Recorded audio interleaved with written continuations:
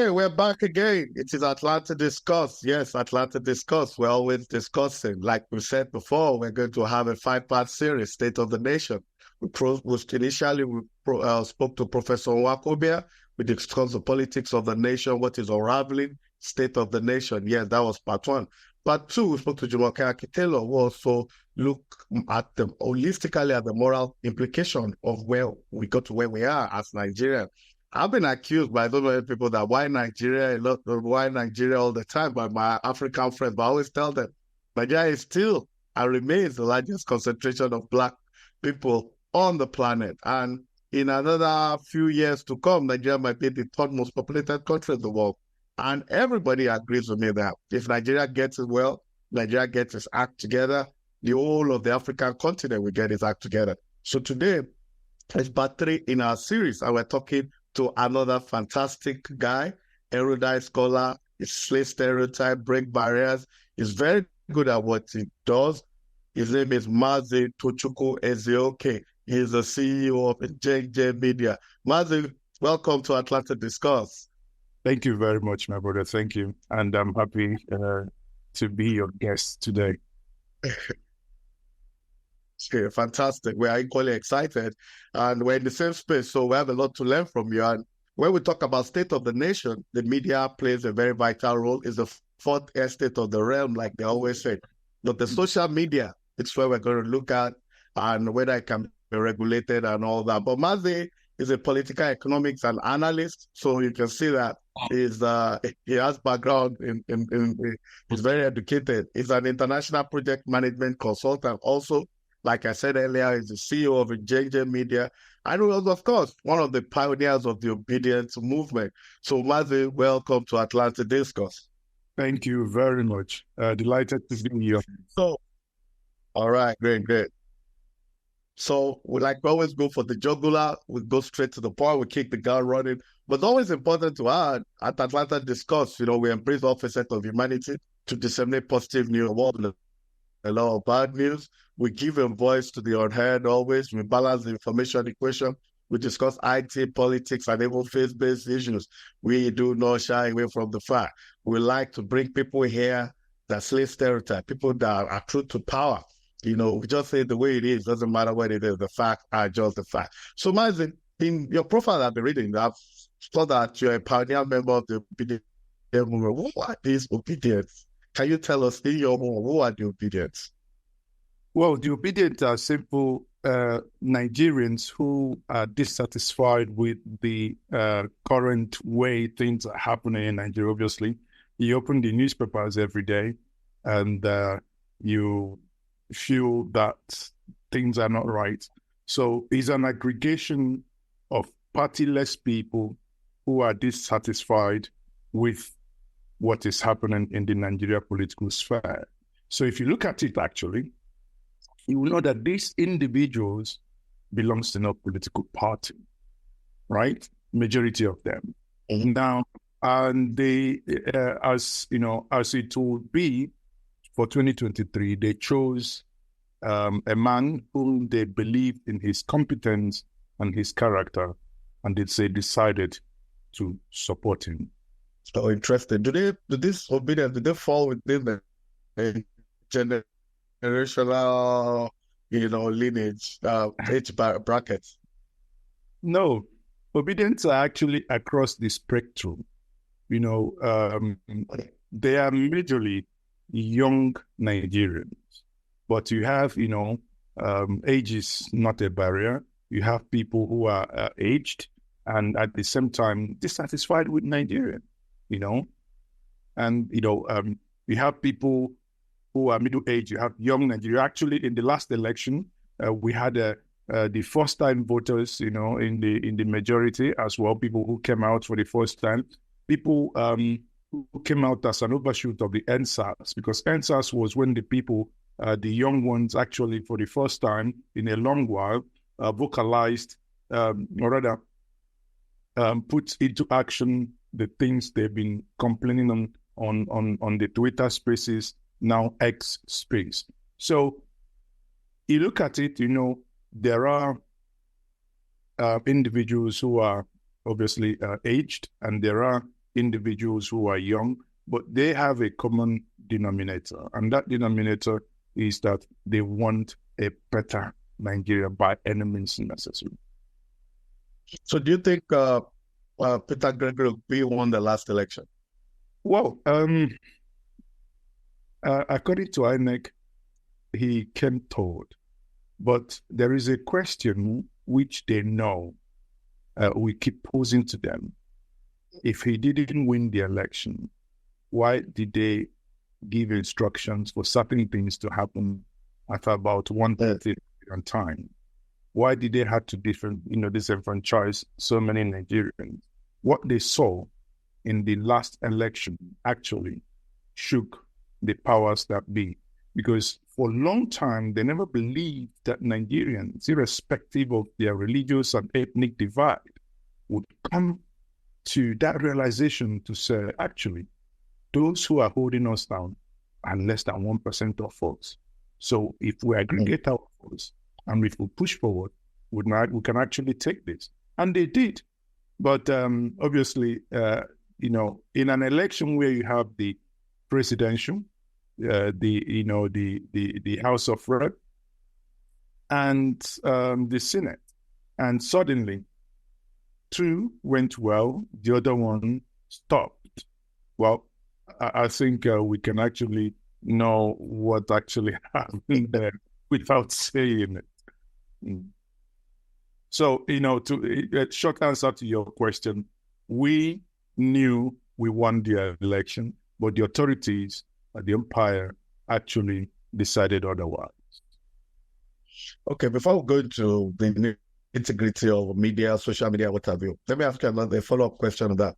Do you think, in your opinion, do you think there's anything the Obidient movements or Peter Obidients could have done differently to actualize his mandate? Do you think for example, there are people that have said that in Kano, for example, that the government of the day was scared of what the Kwankwansia will do, maybe a revolt or a riot or something. So the Supreme Court didn't have a choice. I spoke to Professor Dinkalo some time back. He said in 1983, the NPN wanted to rig Ondo State in favor of Omoburewo, but because they were scared of what the Ondo people would do, I do think that will have been a difference. I'm asking now. I don't know the answer myself. I mean, these are permutations. We can go ahead and make permutations, but there is something clear. In the line of thought of what you've said, you hinted without saying it as to fear of a matched terror, right? That means were they able to, because, if in the examples you gave, the reasons why what happened in Kano, obviously you know that they gone against the wishes of the Kano people, they will take to the streets. Life will be lost. You don't know the consequences. It can spill over. So they took their hands away. Now, in the other way around, like Umaru Musa Yar'Adua of blessed memory, president, or our former president who died in 2010, a man of peace. Peter Gregory Obi, a man of peace. He actually made a tweet when the people saw what was happening and wanting to go to the street. He made a tweet telling everyone to be calm, that he was going to go through the court process. But the question is that many disagreed with him in that, narration, in that angle, keep quiet. Many of us, because again, we need to differentiate between the Obidients, between Labour Party and him. Many of us who are obedient, many of us volunteers on our own, who left. We had people who left whatever they were doing for months, spending their time, energy, and money working for this. Many of them felt, no, if we lost this election clear and square, we would have gone home. That's fine. You go prepare again. But in an election where you knew what happened, it was unfair to keep quiet. So some wanted to go to the street. Myself, I was in the street of Abuja for 37 days. We protested. Let's not forget about that. At some point, even the ruling party, because we had the Asari Dokubo and the Niger Delta gangs to contend with.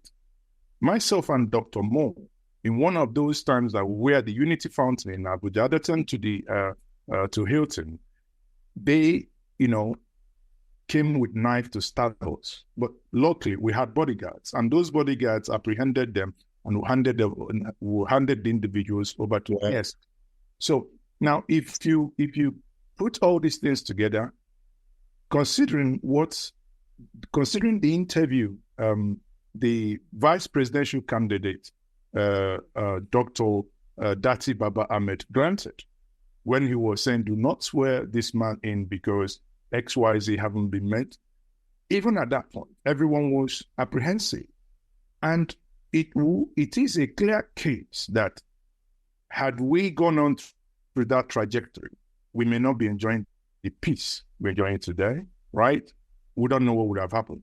But again, understanding that Peter Obi is a man of peace, through that tweet, and never sanctioned that anyone should go on the street for him on his behalf because he believed in the judicial system, hence why he decided to go that route. And maybe if Nigerians had done, the things you alluded previously, maybe the narrative would have been different. But again, we may have ended up like one of them African nations where election is done, and and people begin to hit the streets. So, do you think, with the way things have gone in the last election, almost 400 billion down the line, and the budget, the budget allocated was about 350 or upward of that, and money we got from European Union, other foreign first world countries, and they messed it up and all that. Do you think we can ever have free and fair election in Nigeria? Because in our opinion, we noticed that in the past, our elections were free, but never fair. But it's looking like the elections are not free and fair right now. So going forward, do you think we can ever, because with the president that is set now, at judiciary level, at INEC level, do you think Nigeria can ever have a free and fair election at this rate? Let's not mistake this. The 2023 election actually saw some level of improvement, right? Laws were amended, new processes, introduced. Had we adhered to these new amendments, the new processes that were introduced, we would have seen a more incremental progress. But it appears that wasn't the case. Now, to the question that if we would ever see a free and fair, credible election, it all depends.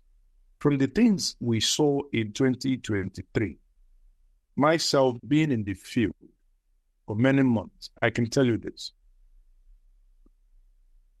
Everything is in the hands of the current person occupying the seat.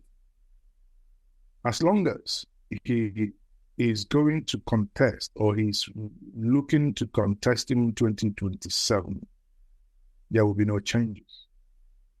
Because the wonky system that brought him in must be sustained for him to return. Therefore, there is, honestly, I challenge anyone to tell me and prove to me that in any way, shape, or form, how we're going to have changes. I put it this way: it's now a Herculean task. He's one who likes to control. I mean, the antecedents are very clear in Lagos State, and as that is the case, it becomes apparent and it becomes evidently clear that we are not going to get a free and fair election in 2027. However, then therein lies the great danger that we would have a generation, that would get to the point of voting and so be disenchanted that voter apathy, greater voter apathy. Before now we had voter apathy, but greater voter apathy will now set in that these individuals will not agree to vote. And that's the sad Exactly. thing. It is. It is. Okay, let's talk about the media, especially the social media. You guys have done extremely well, fantastic followership. I have to congratulate you. I mean, that's so I know it's not easy. We're taking a lot of cue from what you guys are doing. But having said that, do you think the social media has added any value to the society, not just to Nigeria, to the world at large? Tremendous. You know, Okay, tell us. you know, now you are sitting in Atlanta. I am in another part of the continent, and both of us are speaking on our own terms, on our own time, our own accord. Still? We didn't have to. If it was when the social media, the non-conventional media, I mean, the citizen reportage wasn't there, you are censored as to what you said. You can, as I speak to you now, you can get angry of an issue and you have information to share. You can become your own broadcasting house. You have an array and an avalanche of platforms where you can go do your things. Now, in all this, the information dissemination has become, or rather has gone into the hands of the populace. They can create their content, they can tell their stories without being edited, without being hindered, right? Though therein is also a danger. And this danger is the danger of misinformation. This danger is danger of false narrative. You know what we call the deep fake and, fake news. On so many occasions, you begin to do firefighting because someone is just out there trying to achieve certain narrative.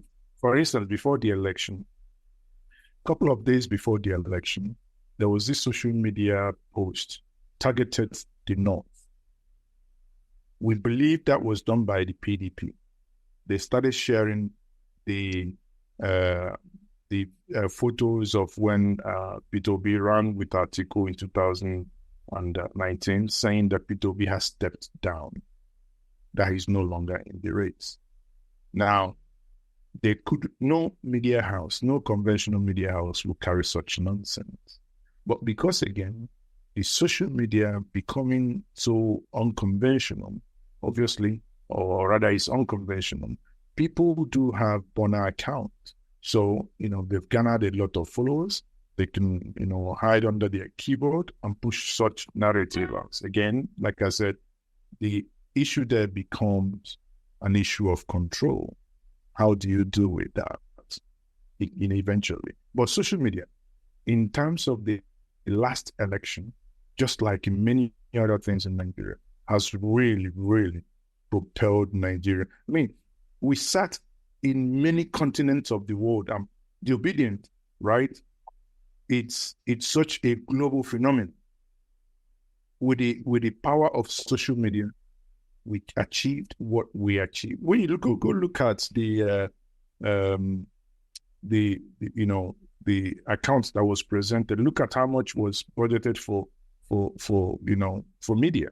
It was, it's not up to what the mainstream parties use in eating akara and the way to and all not or whatnot, right? But it is to tell you that these were targeted interventions, specifically made it more cost effective and permeated and reached more people. Here in Nigeria, ask people, when was the last time in discussion heat? When was the last time they had electricity? You find out that when you have electricity, the first thing you do is not to begin to go iron your clothes or watch television, is to charge your phone and your power bank. As long as your phone and your power bank is charged, your phone is your new device, is your new television. And therein is contained in all the applications for you to engage the social media world. Interesting. The world has truly changed. But recently, I think, was it the chief of staff to the president or someone that said that they have to regulate social media. Do you agree it has to be regulated? I am not of the school of thought that, because I see the danger. So I'm not of the school of thought that do not believe that we do not need to regulate social media. I don't belong there. I believe there ought to be, some element of regulation. Some have argued that, why do we need to regulate it? There are anti-stalking, whatever they call it, that are there too. But, I think we can, in terms of outright falsehood, it is easier to push out false narrative on the social media, hiding under anonymity, that you're not known, your face is not out there to do harm. On that plan, yes, I agree. Further, there ought to be some level of regulations. But again, to regulate it, to strangle the voices that people can no longer unearth things. I mean, the Abajabiamila was accused not by the conventional media, but by one of them companies that emanated as a result of the social media revolution. That is the Sahara Reporters. He began publishing the cases he had in America and how he allegedly commingled a client's, fund and all the rest, And even before the mainstream media began the conversation, even the current president now, it was the social media that first, in this current dispensation, not when Gani Fayemi, for instance, we are still talking about it then, but now that blew it out of proportion, that for people to actually understand that there were issues of forfeited $460,000 that was, had links to narcotic trading and forfeiture and whatnot. So some level of, control, some level of regulation, in my mind, it's, wouldn't kill. So you think the NTA TV station, the Punch, the Tribune, all the old school, do you think their days are numbered? Because, for example, if you look at, from my research, Punch, for example, I don't want to put a figure, but I know they are the highest selling newspaper in Nigeria. They don't even have as much followership as probably you have on social media or an Odeyi or an Aisha Yusufu. So it does look like social media reach is wider. So do you think it's time up for them? Not in old school. It can only be time up for them if they fail to innovate. You can see that also innovating. If you go on X, Arise TV will do their transmission. They will still stream on YouTube, stream on X. Immediately after the each program, you have dedicated individuals who will do sound bites. Again, where are they taking those sound bites? They take those sound bites back to the social media. That's innovation, because they want to stay afloat.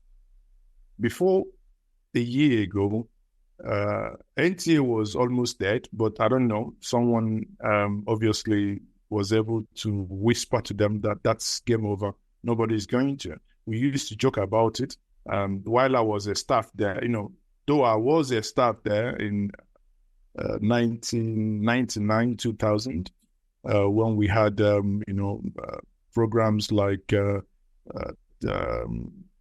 One Big Family and Tales by Moonlight, which I love so much and I wrote so many scripts for.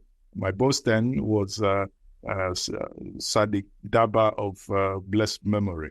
So when you look at this guy, a good guy, Kokradon. So when you look at where they were, if they had continued in that manner, I mean, of course, they would have gone extinct, because no one watches NTN. People will tell you, if there is a breaking news in Nigeria now, you are 99% sure you're not going to be seeing it on NTN. You are likely to be seeing it, by the citizen reportage platforms, right? Because you know why? Because the structure is that we have put in place in these places are not that cumbersome. We have, I tell you, I have reporters that all have access to our platform. Let's say they are driving now and there is an accident here. With their phone, they go live. The whole world is watching them go live. Now, NTA doesn't, or any other main channel doesn't have that flexibility of really going live on the go because, they need to do some, a lot of cross-check, editorial, these and that before that goes live. So the point here is that I believe that many of them will go obsolete, that's for sure, but only if they do not change. I know that a couple of years back, Omo Eleshore said something where I think in one of the a meeting of journalists in Lagos, and he said, if you guys do not change the way you do things, you will go extinct. Nobody is going to read newspapers. I tell you, I can't remember the last time I held a newspaper. Yet, 10, 15 years ago, I used to order Spiegel, that is the German magazine, and it's been delivered to me in London and on subscription basis. But why do I need to? I can now go, if I want to read Financial Times, I have it there on my tablet or on my phone. If I want Spiegel or Bild Zeitung, whatever it is, you have it there. So if they didn't change immediately, understanding that, this business is actually, it's going to be obsolete and moved on, by now, they probably wouldn't be able to pay bills. Interesting. Yeah, so I know that in the old school media, even in America here, some outfits are conservative, some are liberal, some are that. But in the social media space, it's not usually like that. It's more like a free for all, you just remain opinionated and all that. Do you think that going forward, there's room to be biased? For example, like in JJ Media now, okay, you're an obedient. Yes, you report the news as you say. It's not really pro-obedience because I've watched most of the things you say it straight to the point. But what I'm saying is that old school media, they're always tilted to a side, conservative, liberal, and that. Do you think the social media, the new age media, do you think they should tilt to or just be a free for all? No, I don't think it's a free for all. Depends on your objectives. For instance, let's take ourselves, for instance. At JJ Media, we say we are, we are liberal to the point, or we say liberal conservative. There are things engaging. For instance, we don't engage in gossip. This person slept with this person's woman, and such narrative drive traffic. But it's not enriching, so we don't. But there are platforms that it is, it's actually, how much people make just by traffic. This person, he was coming out, and the bra moved one side, and everybody with photo, blah, that is their niche. I think it's more of, in the conventional media, it could be, in the way you have it in America, they can be conservative, liberal, but here in the social media space, it's about niche. What is your niche, right? Niche, so, yeah, that's the word. It's for you now. Your niche is basically reaching out to people who you consider that have,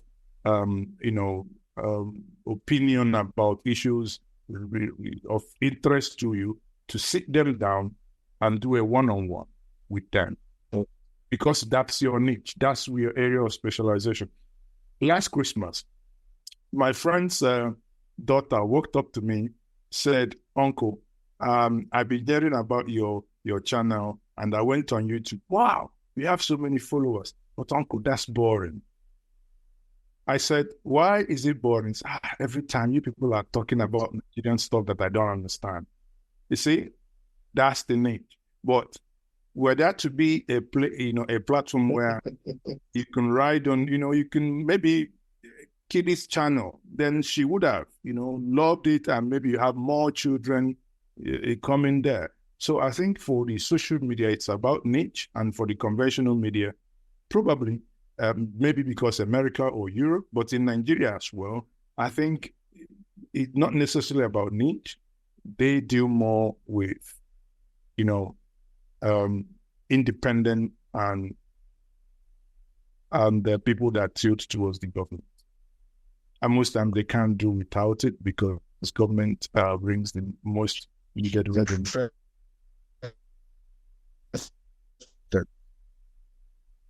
Nigeria looks very unstable now. I had a series we did in the past called the weak state, collapse states, and so on. We had Senator Shehu Musa, Professor Tommy, and what have you.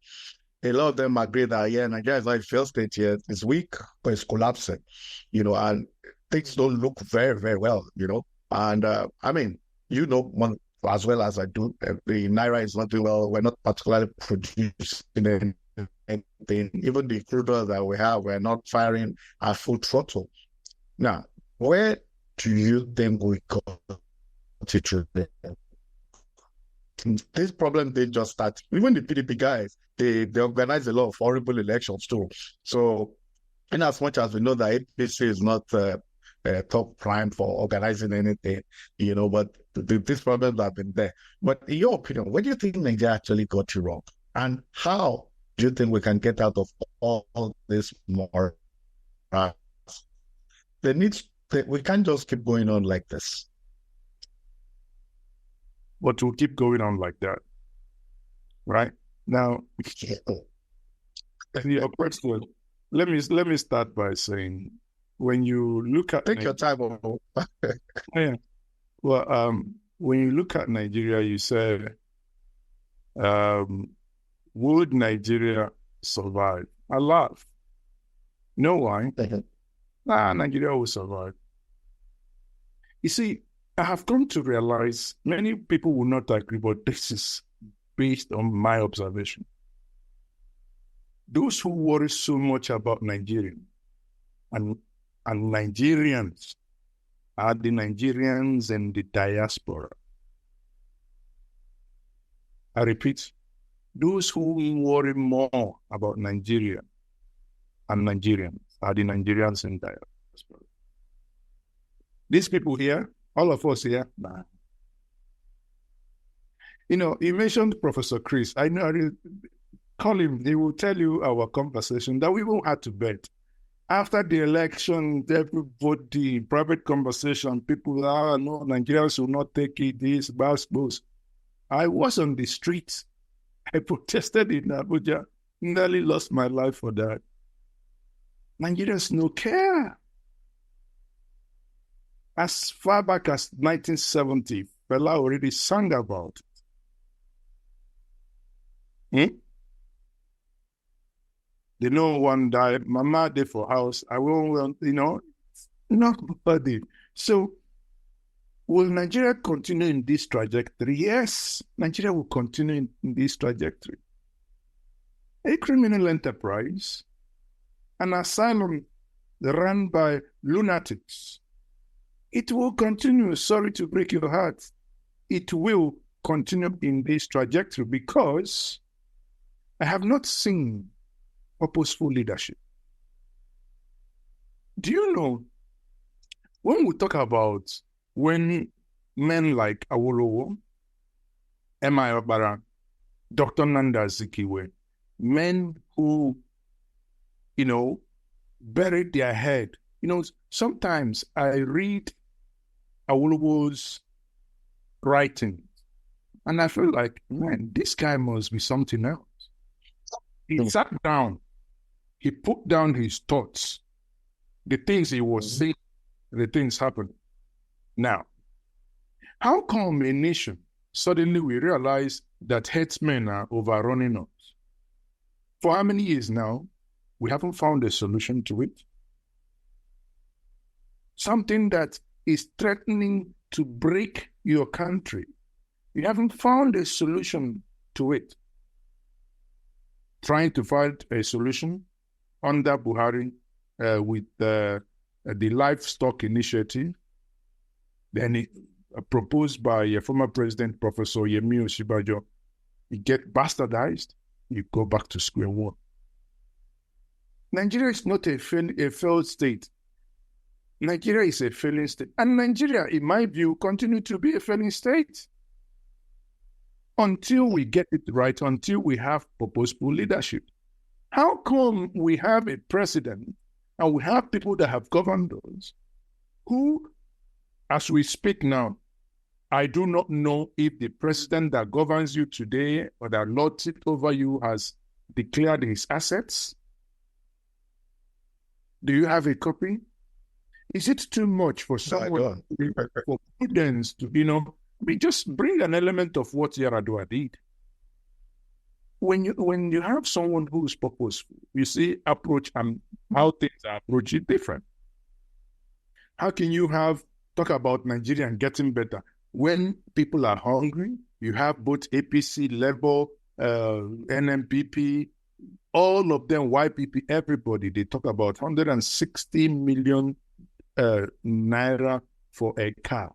Whereas you have cars in Nigeria being manufactured by Nord, N-O-R-D, Peugeot, you have their 5008 that can go for an SUV or a crossover. Then you have a Changa made in Nigeria. You have Geely assembled in Nigeria. You have Proforce assembled, manufacturing bulletproof cars in Nigeria. You have the IVM, the Innocent here. And we couldn't find it worthy to use some percentage of that money to support local industries and buy this here and be proud. So how can you fix a nation where their kids born here don't go to school here? All that they discuss is how to part. I mean, you read the news, you see what is happening. Oh, are you wearing there? I was there between Senator Ali Ndume and, you were there when they parted it. No, I was not there. You were there. Come on now. Is it how? When Singapore got out of the mess after they broke away from China, the people that led them sat down to think. It is sad that these people who have grabbed it, ran with it, and are now governing cannot sit down to think on how to govern.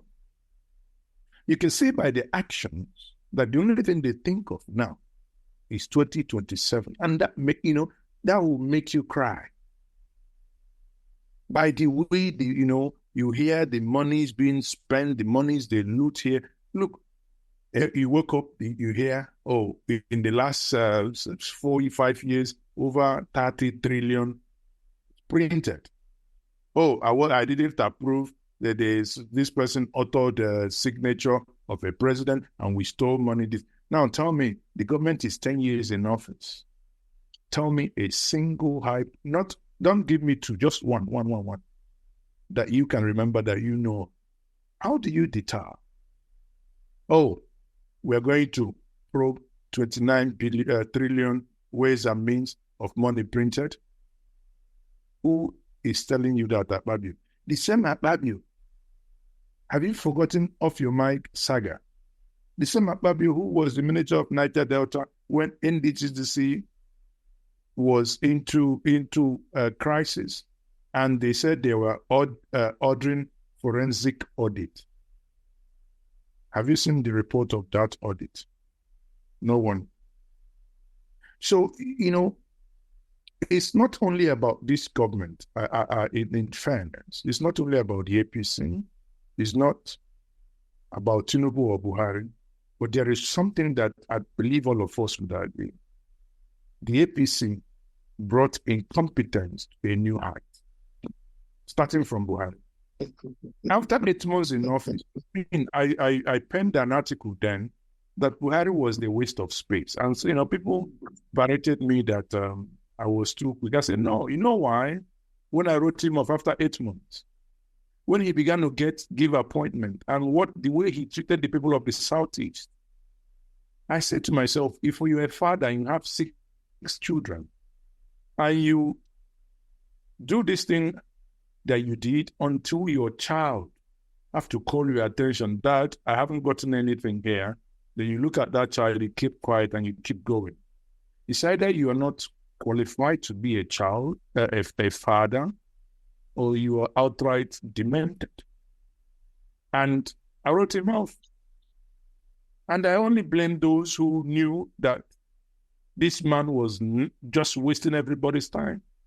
But because of their own selfish interest, even when he was extremely sick, having spent over 100 days in London, they brought him back. They went back to renegotiate just because of their selfish interest. Until we have purposeful leadership, which sadly we are not having now. There is no sign of it anywhere. There is no sign.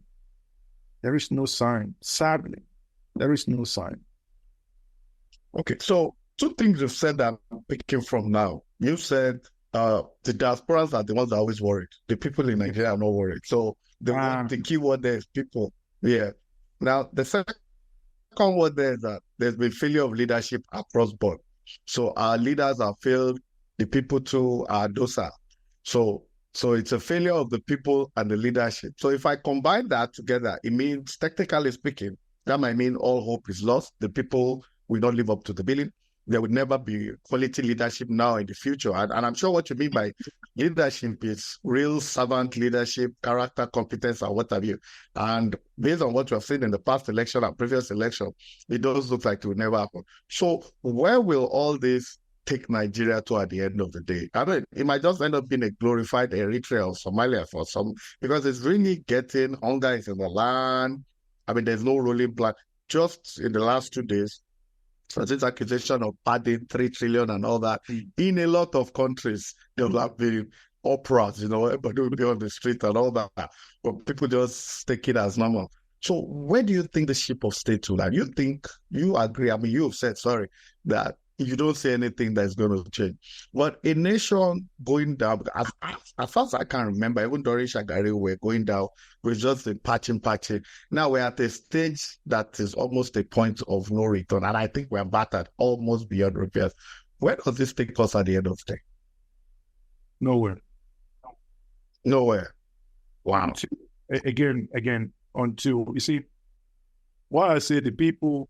That's worrisome. Yeah, it worries me. It worries me.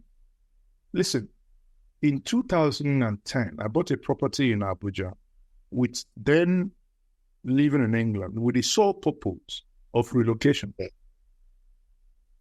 Then, a pound to Naira was 248, 2010, after the 2009 financial crisis. That was under Goodluck Jonathan. Now tell me, in today's Nigeria, is anybody in the diaspora with his right senses ever going to think of relocating to Nigeria? It's a no-no. Exactly. You know why? That's a no-no. You know why? Because you will need certain level of money to, leave. Why? Even when we are doing the Obidients, many of us made it clear that we would never work with the Nigerian government. You know what? Very simple. Because assuming you are earning, just, very simple example, you earn, assuming you are in America, you're earning $10,000. What you earn in a month, no one is in a position, if you're not going to join them to steal, no one will be in a position to pay you that 20% of that a month. And you still absolutely. Yeah, I agree with that. So you know that you're only hoping that there are people local, once things get stabilized, because there are good people in Nigeria too, but again, hidden out there, they don't have the opportunity to come and do the right thing. So Maria, if you look at all these things, see where the nation is going economically, there is nothing giving you hope. It's just that sometimes I jokingly say this, that many people in the diaspora, as a result of the umbilical cord being buried in that place, that's why they still show it. If not, there is no reason. Because every single every single indices that will say that okay, things can actually get better. It's not there. You can look at someone you know it's a nobody. He goes, he runs you out of the street with a siren paid by the state. How do you want to think that place will get better? Until, again, I repeat, until we have purposeful leadership. It's not an impossibility to do, but there must be at some point a reset button. Professor Kingsley Moore would always tell you that it's about worldview. The Germans will say Weltanschauung. How do you craft a new worldview? For now, whether you like it or not, the younger ones are telling you, if Mesoma that forged JAMB result was punished and she apologized. Now we have leaders at the helm of affairs who it has been proven that they forged their result, nodding it over. So with that kind of perception, how are you going to build a worldview? On Twitter the other day, EFCC had some individuals that they caught with drugs. And the saddest thing that I ever read in this recent time was the comment section. Look at how Nigerians are now saying, EFCC, leave them now. Leave them. Why are you disturbing them? There are your guys those governing us, they haven't given account of their narcotic activities. You cannot have a nation. You cannot build. We are not looking at sanctimonious individuals, but at least there is an element of character in leadership, competence. It matters. I was in America in 2008 when Barack Obama was about to be elected as the president of, even many of us then, I know I donated through PayPal to this campaign because people saw hope. And people who came out in 2023 because they saw hope. I tell people, remove Peter Obi out of the equation, replace him with Professor Yemi Osibanjo, you would get almost the same result. It's not because Peter is an evil or it's because he's a trader or because it's about that the young people and Nigerians, genuine Nigerians, were tired of the old order. They wanted something fresh, something likable, something appealing, something with emotional intelligence. Sadly, what we have now, after grabbing it, running with it, lack all these things were mentioned. Yes, I agree with you 100%. And I'll tell you what I think, like I told you earlier, Atlanta discussed the discussion. We also have an opinion. My belief during the election was that I would have preferred an Oshibajo running against an OP. I think that would have been very, very good for Nigeria. The discourse would have been rich, will have been vibrant. And irrespective of what won at the end of the day, you understand, you have an opposition leader, who puts whoever is in power in check also, you understand? And honestly, it will have gone very well for Nigeria. Honestly, I don't know why we went the route we did. And look at it now. Those who are now crying are those who put us in trouble. The delegates, they had an opportunity to do the right thing with their conscience. They collected dollars. They sold their conscience. They did what they did. Now they are saying, Nigeria is scattering or this. I say, Nigerians who worry at the diaspora. People here, everybody wake up every morning in Nigeria. Everybody is going their businesses. Nobody cares. If you wake up tomorrow, assuming fuel is 1,500. Only some people go on Facebook, make skits, make joke. That's it. How come we remove fuel subsidy and we are still paying fuel subsidy? According to World Bank. And nobody is, it doesn't agitate anybody. I asked one professor the other day, he was telling me, it's not necessarily that they are paying fuel subsidy. but it's NNPC will write it off. Come on. NNPC will write it off. A nation that has existed for so long, yet cannot refine its own product. A party that came in and said, if you let us build a refinery a year, and in 8 years, that same government could not even fix the existing one that inherited. I mean, that's actually shameful. Like I say, the only oil producing country in the world that doesn't have a functional refinery, actually. That's why all the Dangote, the noise about Port Harcourt refinery. Anyway, let's go to the next question. Do you think ethnicity and religion has played a vital role in our current situation? Because from the way I see, our traditional rulers, they pacify the people, they get paid by government anyway. A lot of them live on government patronage. That's not hidden anymore. Our religious leaders also are not true to power and all that. Do you think that is the foundation or the basis to which we're in the current morass? I put it this way. It depends on which I don't know. I am from part of the country where listening to my traditional ruler is out of respect. I owe him nothing. He can't decide for me, right? He doesn't, he doesn't have two balls than I've done. So it's just the same. So from that, it's a ceremonial head. Exactly.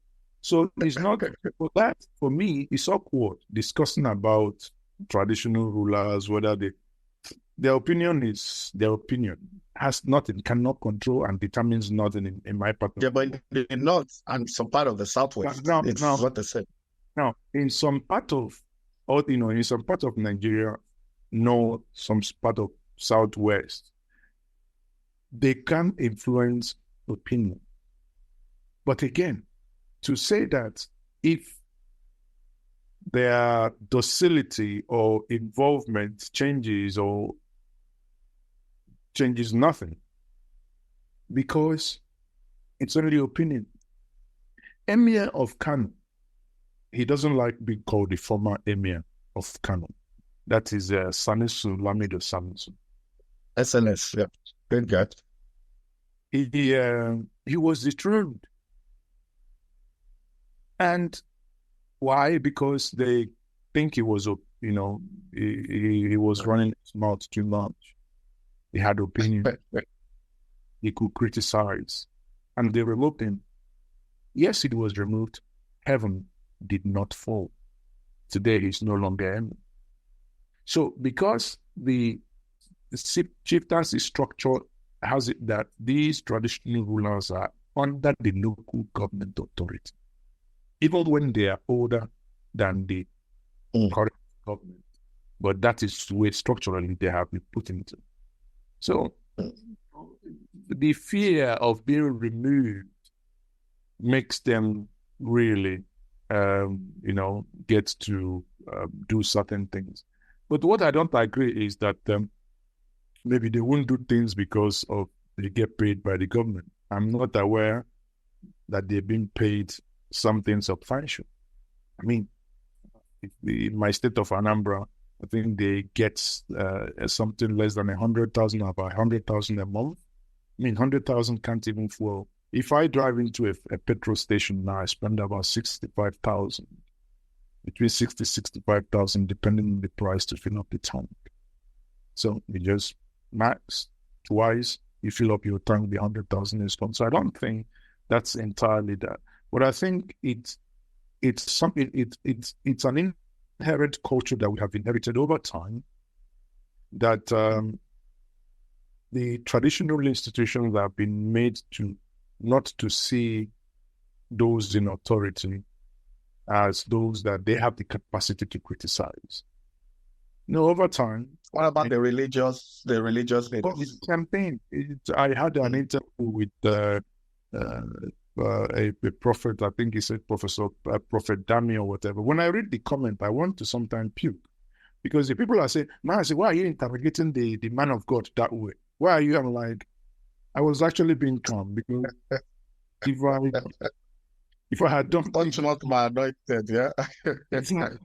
So the religious, I will summarize this, both the religious leaders and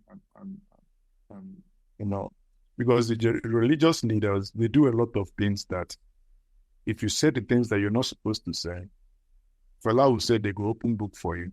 And when they open book for you, we can now begin to find out there are probably some people be evading tax, not been doing things according to the book.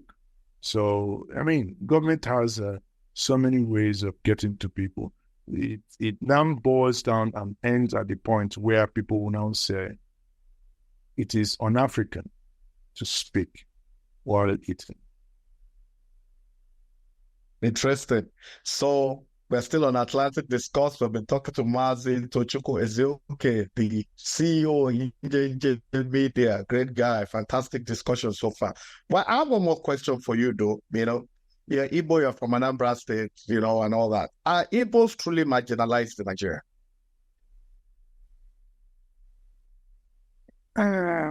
It's a tough one.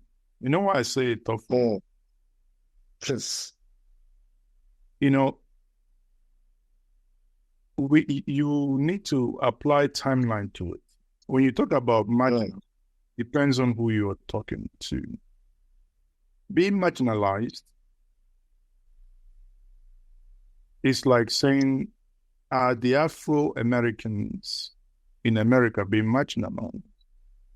Again, I'll say it depends. What is then the definition of marginalization? It means not giving that which is due to you. An example is, since after the war, Ndi Igbo have what you call as Ngige referred, the talking of Anambra State, who a former senator and a former minister in the APC government called it the glass ceiling. It's an unwritten and unspoken that, well, you can be brilliant, you can do this, you can do it, but there are certain glass ceiling that you do not. So some people will consider that marginalization, and that's also what it is. Now, some will say, if you take the case of Mazi Nnamdi Kanu, some will say, okay, that's marginalization because they have no one speaking for them. You say, why? The person can point you to an Igbo whom 2 years ago or 3 years ago during the COVID lockdown were doing virtually the same thing, right? They want secession, or rather, they want to be on their own based on certain exigencies, right? One is now free and the other still in detention. Some will say that is marginalization. But the greater marginalization that many indeed would believe, when you talk about equity, why is it that since after the war, you had the 3 R's, where you talked about reconciliation, rebuilding and all, but in paper, those R's were there. But in reality, it wasn't. You had the Germans after the Second World War, the Germans, Germany was split. American had theirs, what they call the alliance. British had theirs, Russians had theirs, East Germany and all that. But the Americans had the master plan, what they called the Marshall Plan, to rebuild Germany. Marshall Plan. For a people during the war who withstood international communities with local-made machineries and armories, after the war, the best thing they would have done is to probably have like a Marshall Plan to tap from these brains that were able to refine their own petroleum product amid bombardment. Or rather, these things were obviously destroyed. Many will say marginalization is that the lack of federal presence in certain, in the region. Others, some Igbo elite and elders, when I speak to them, their own version of marginalization is that why is it that the Southeast is the only region in Nigeria that has only 5 states? So when you put all this together, what it points to is there ought to be, and there must, and there should be a conversation. And I tell people, when you are married to a woman, and suddenly, the woman says, darling, the things you are doing, I don't like it. You don't listen. You probably say, okay, if you do anything, I'm going to beat you up, X, Y, Z. And the next thing the woman comes is, I want a divorce. You begin to act surprised. But the reason why that individual got to that point of thinking of divorce is because she feels that you're not listening to her. And in this case, sometimes that's what it is. I speak to the people on the streets. They feel that Nigeria is not listening to them. And that's why you see some people say, okay, let's break this country. If you ask an average Igbo, the Igbos are travelers. They're everywhere, world citizens. That's what they are. Ask me one follow-up. Do you think a quick follow-up. Do you think the Igbos are better off having a nation for themselves? Yes or no? I don't think. Or you think that the Nigerian collective, the diversity is also an advantage? I don't think it's a question of whether Igbos are better off having a nation of their own. I think this is a union that, irrespective of how this union was created when it was created. But this is a union that have lasted. You've gone to go, you now have intermarried, we mustn't suffocate one another, but we mustn't hate one another too, right? Hence, some people, myself included, are saying, if we're able to get down to maybe towards what we were in the 1963, where you kind of operated the regional government. In England, for instance, a Scot might not like a Londoner, right? But they are in one country. Mm-hmm. You might not, I go to Welsh. You feel like some areas will definitely feel like you're in a third world country. I must tell you, even though that is cold. But it is still part of the United Kingdom. Each and every one will respect themselves. If there is anything, they are still one united, country. So in that sense, people, again, picking back on your former question, people will feel they are not part of this entity because they feel marginalized in the sense that when you talk about infrastructure, let's go back and take, for instance, rail. Under Buhari, a lot of rail job happened. But there was nothing in the East. Massive, come to the Southwest now, you see massive rail stations here and there, but there is absolutely minus in the East. The question is why? I had a conversation with a consultant who worked on the rail, and I asked him, why is it that the federal government is doing rail in other parts of Nigeria standard gauge? The only one that is still narrow gauge, outdated gauge, even when they say we'll remove it, we'll replace it, again with narrow gauge, not even to add and expand to make it standard. Because we do not have leaders who think of a whole as a nation. How do we connect the East to West to North? Do you understand?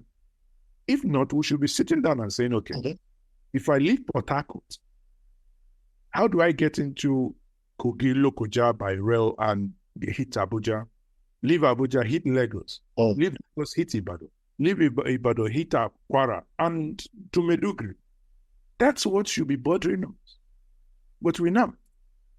Therefore, in the midst of all this, probably people have resorted to states and now beginning to say, go back to your state and develop your own state. Interesting. We have been talking to Mazi Tochukwu, the CEO of NJJ Media. We're going to call it a wrap, and you all agree with me that we've learned a lot today. Nigeria will get out of it or may not get out of it. One thing is clear, the people have to brace up. There has been failure of leadership across, but there's no doubt. Tochukwu, thank you so much. Tochukwu is a political economist and an analyst. He's an international project manager. Like I said, in JJ Media, you all heard of it one way or the other. Subscribe, follow. They are very balanced in information. It never hid the fact that it's an obedient. He has made his reasons very clear to everybody. So, Tochukwu, thank you for coming. I'm sure we're going to have you back. You have given fantastic insights into a lot of things. And we're highly opinionated here. We accommodate everybody. We just go for the facts wherever it is.